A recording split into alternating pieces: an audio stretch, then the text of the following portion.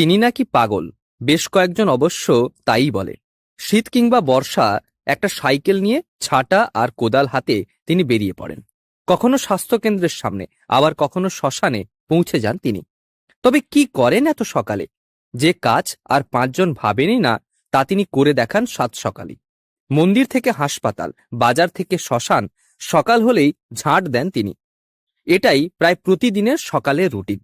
দীর্ঘ বেশ কয়েক বছর ধরে এই কাজ করে যেন মানসিক শান্তি পান এক ব্যক্তি। তিনি কোনো সরকারিভাবে নিযুক্ত ব্যক্তি নন, নেই বেসরকারি লাভও। তবে নিজে থেকেই এবং নিজের খরচেই করেন এই কাজ। বিনিময়ে পান মানসিক শান্তি।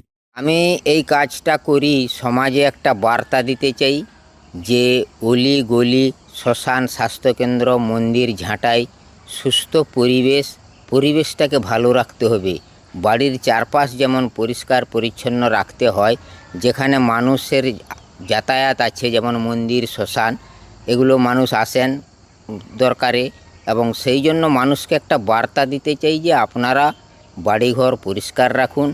শ্মশান, মন্দির পরিষ্কার রাখার জন্য আবেদন রাখবো সবার কাছে। এই কাজ করে আমাকে প্রচুর আনন্দ লাগে।